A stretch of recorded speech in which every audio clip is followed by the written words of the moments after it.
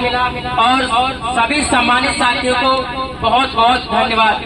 और यहाँ के आयोजक संजय और प्रधान राम जीवन के लिए जोरदार तालियां।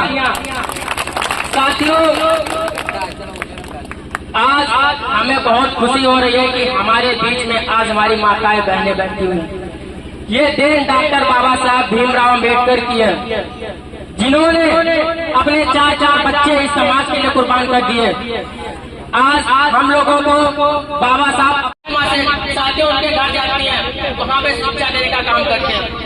साथियों, हमारे देश में ऐसे सूरवीर और महावीर हुए जिन्होंने इस देश को आजादी दिलाने में अहम योगदान दिया। साथियों, आज अगर देखा जाए इंडिया गेट पे जाइएगा, कोई भी जाइएगा, सबसे ज्यादा वहाँ पे मुसलमान शहीद है जिन्होंने देश में कुर्बानी दी, देश को आजाद कराने का काम किया। साथियों, हम लोग भूले पड़े, हम लोग को उकसा दिया जाता है और हम लोग लड़ जाते हैं आपस में।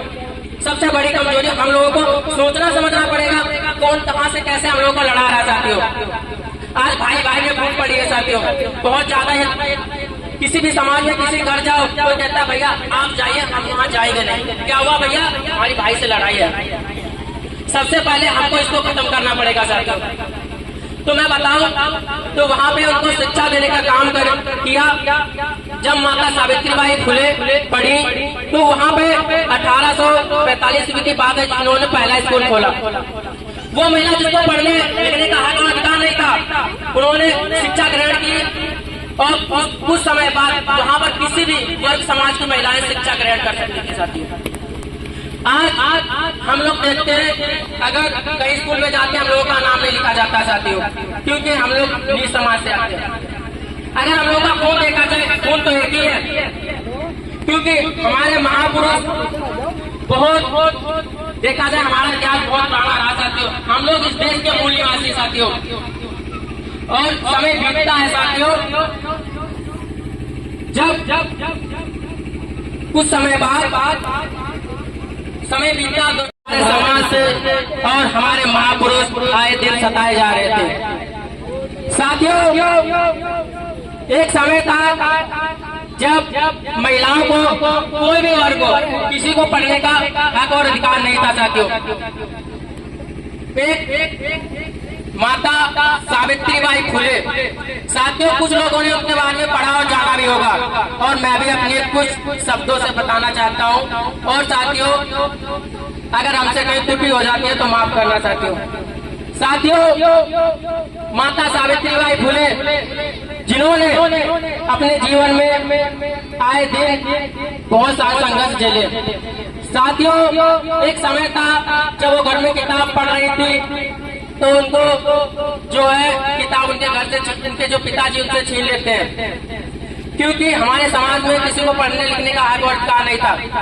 साथियों, समय बीतता कुछ समय बाद एक व्यक्ति ज्योतिबा राव फुले नाम के व्यक्ति के साथ शादी कर दी जाती है। साथियों, समय बीतता है, जब ज्योतिबा राव फुले को पता चलता है कि पत्नी जी पढ़ना चाहती है, तो साथियों क्योंकि हमारे लोग क्योंकि इतने दिन पर दिन अत्याचार हो रहा था, तो खेतों में जब जाते थे बैल लेके तो वहाँ पढ़ाते थे। साथियों, जब घर में पता चलता है कि सावित्रीबाई फुले को पढ़ाने का काम करते हैं तो उनको घर से निकाल दिया जाता है। आज अगर देखा जाए हम लोगों को मुसलमान और हिंदू के नाम पे लड़ाया जाता है। साथियों, मैं बता दूं, जो लोग आज हमारे समाज को मुसलमान और हिंदू के नाम से लड़ाते हैं, वो भी एक समय था जब हमको घर से निकाल दिया जाता था, निकाल दिया गया।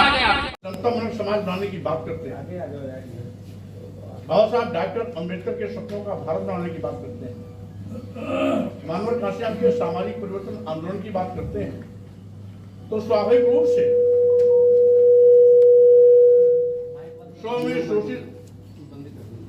100 में 90 शोषित, 90 भाग हमारा।